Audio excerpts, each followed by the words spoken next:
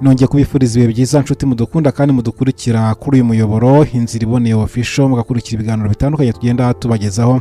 Nizera ko mukomeje kugubwa neza kandi Imana ikomeje kubarinda.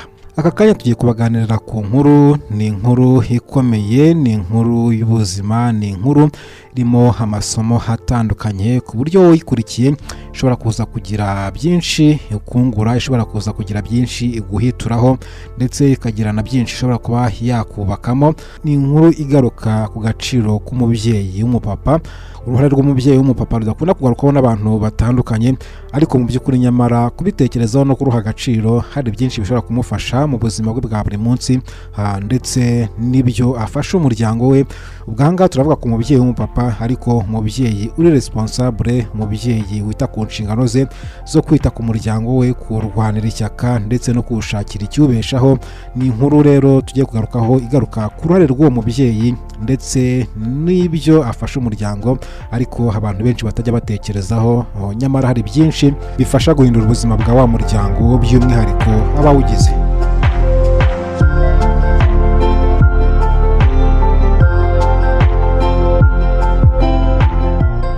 Iyi nkuru itangirira mu muryango w'ababyeyi babiri ndetse n'umwana wabo w'umukobwa. Uyu mukobwa aba yararangije amashuri ndetse yarabonye akazi, akaba yahembwa umushahara we wa mbere, hakaza yishimye, hakinjira mu rugo agasanga ise na nyina bicaye muri salo, haza ahobera nyina yishimye cyane, amubwira ati mama ndishimye cyane rwose ndanezerewe, ati uyu munsi nabonye umushahara wanjye wa mbere. Akomeza abwira nyina ati mubyeyi warakoze cyane, uwundi w'uyu munsi ndetse n'ibyo ngezeho byose ni ukubera wowe. Ati aya mafaranga ni ayawe rwose, nishimwe nkuhaye kugira ngo ushimire uruhare rukomeye wagize ku buzima bwanjye ndetse no kwanyitayeho.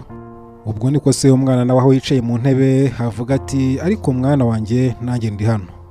Umukobwa ahita amusubizanya uburakari ati yego data ndabizi ko uhari, nabibonye ko uhari, kuba mpaye mama aya mafaranga ntago ari uko nirengagije ko nawe uhari, ndabizi ko nawe uhari rwose. Nyina w'uyu mwana mu kumva aya magambo ahita yitegereza umwana mu burakari bwinshi ati ibyo uri kuvuga ni ibiki? Kubera icyo utinya kukavuga ibintu nk'ibi ngibi imbere y'umubyeyi wawe? Uyu mwana ahita asubiza nyina ati none nkoze iki kidasanzwe? Ibyo wankoreye byose warabinkoreye, none uyu data we yakoze iki? Ni iki mu by'ukuri yankoreye wavuga namushimira? Ubwo se uwo mwana nawe abakicaye muri ya ntebe yumiwe yibaza ibiri kubera muri iyo salo ndetse n'amagambo akomeye hari guturuka mu kanwa k'umwana we yibyariye. Uyu mwana w'umukobwa atangira kuvuga mu gahinda kenshi ati uyu data sinigeze mubona aza ku ishuri ryanjye nigagaho, sinigeze mbona ashaka kuba yamenya ibijyanye n'imyigire yanjye, ndetse nta n'inama n'imwe y'ishuri yigeze azamo nk'umubyeyi wanjye. Ati kuva mu bwana bwanjye ntigeze ampa umwanya we nk'umubyeyi wanjye, ni wowe wenyine wankoreraga buri kimwe. Ati ibijyanye n'amasomo yanjye, kwiga kwandika, ibijyanye no kungaburira, kuntembereza tukajya guhaha, ati inama zose zaberaga ku ishuri ni wowe wazitabiraga.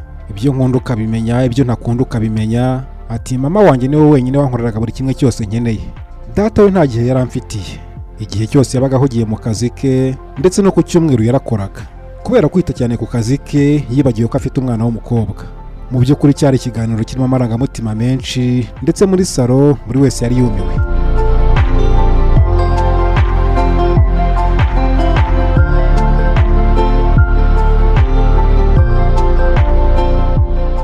Nyina yakomeje abaza umwana we ati mwana wanjye ibyo uri kuvuga ni ibiki? Umwana ati ibyo mvuga ni ukuri mama. Ati se ubundi yaba nazaho natsinze neza cyangwa se nabonye amanota make? Ibyo nakundaga n'ibyo nangaga yaba yarigeze abimenya byibura? Yaba yarigeze amenya inshuti zanjye ndetse n'abatari inshuti zanjye? Ati nta kintu n'iki na kimwe mu by'ukuri nziho. Nyina w'umwana ahita amuca mu ijambo ati ibyo wavuze birahagije. Ati mu by'ukuri uyu munsi wabaye iki mwana wanjye? Ati ese utekereza ko ukomeza uyu munsi byose ari njye? Ati yego nibyo nakujyanaga ku ishuri nkakwishyurira amafaranga y'ishuri. Ati ariko se utekereza ko ayo mafaranga yavaga he? Ati so ni wakoreraga ayo mafaranga akayama nkakwishyurira ishuri. Ati najyaga nkutembereza nkakugurira ibintu bitandukanye, ariko so byose ni wabyishyuraga. Buri kintu cyose wifuzaga narakikuzaniraga, ariko ibyo byose udakuyemo na kimwe papa wawe ni wabyishyuraga. Ati ikindi kandi uravuga ko no ku cyumweru yakoraga ntakubonera umwanya. Mwana wanjye mu busanzwe abantu bakora amasaha 8 ku munsi, gusa we yakoraga amasaha y'ikirenga kugira ngo icyo ukeneye cyose ubashe kukibona. Kubera ko amafaranga yahembwaga nk'umushahara we byari bigoye ko yabasha kwita kuri uru rugo. Gusa tugendeye ku ntego zawe wifuza kuzageraho mu buzima byadusabaga amafaranga arenze.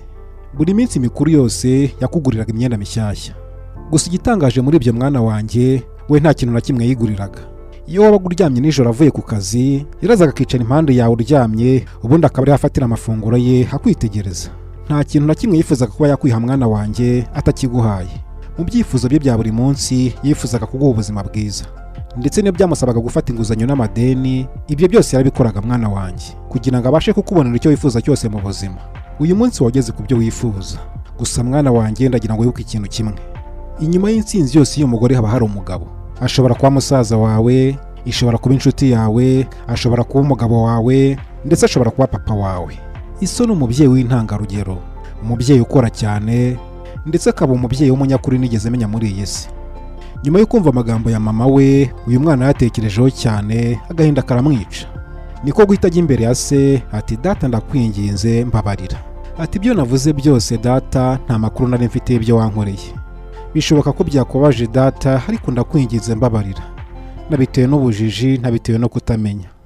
Mu ijwi rituje kandi ryuje amarangamutima, ise w'umwana aragize ati, hoya mwana wanjye, ibyo byose ntabwo ari amakosa yawe, kubera yuko ibyo wavuze byose nibyo wabonye. Mu by'ukuri ntabwo wigeze umbona hari ikintu na kimwe nkukorera, none ni gute wansaba imbabazi? Gusa icyo wamenya mwana wanjye, ababyeyi bagerageza uko bashoboye kose kugira ngo babonere abana babo ibyiza gusa, ndetse birenze ubushobozi bwabo. Ababyeyi bagerageza gutanga ibyishimo byose abana babo bakwiriye. Ikindi kandi ababyeyi bose bakora cyane kugira ngo bite ku bana babo. Gusa nanone imbaraga umubyeyi w'umumama ashyira mu kwita ku bana zigaragarira isi cyane, kubera yuko umubyeyi w'umumama aba hafi y'abana kurusha umugabo. Gusa biragoye ko buri wese abona imbaraga umubyeyi w'umugabo ashyiramo mu kwita ku muryango we.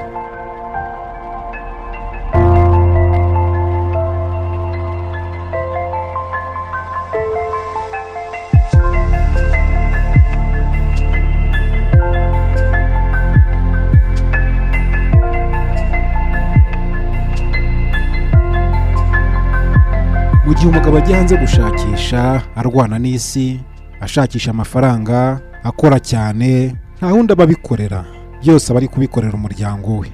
Gusa iyo wa muryango wakorera havunikira umunsi ku wundi, udaha agaciro izo mvune ze, ntibite ku muhate akoresha ndetse n'uburyo yitanga kugira ngo abiteho. Iyo bigenze gutyo, umutima wa mubyeyi urakomereka, akabana n'agahinda muri we. Ababyeyi bose bavunika kimwe kandi batanga uruhare rungana ku bana babo. Gusa kenshi nyuma na nyuma ugasanga umubyeyi w'umugore niwe ubonye urukundo rw'abana be kuruta umugabo, ariko umubyeyi w'umugabo ugasanga nta rukundo na rumwe abonye ruturutse ku bana be rujyanye no kumushimira umuhate akoresha mu kubitaho. Ise w'uyu mwana yakomeje amubwira ati, umunsi umwe uzashaka umugabo mwana wanjye, ukwiye kuzajya umushimira ku mbaraga zose akoresha mu kwita ku muryango we, kubera yuko ntihakura umunezero, ntihakura imbaraga zo gusubira gushakisha. Mwana wanjye niwita kuri ibi nkubwiye, bizafasha urukundo n'umubano wanyu kuramba ndetse no gukomera. Mu by'ukuri ibi ndabivuga ku babyeyi, umugabo n'umugore, ariko n'undi wese uzagukorera ikintu cyiza uzibuke kumushimira. Nyuma yo kumva aya magambo ya se, umwana yahise afatwa n'ikiniga ati, dawe ndagushimiye cyane, kubera yuko uyu munsi umpaye isomo ry'ubuzima rikomeye. Ikindi kandi ndi umunyamahirwe kuba ngufite nk'umubyeyi wanjye. Warakoze cyane kwitanga kugira ngo ngere aho ngeze ubu.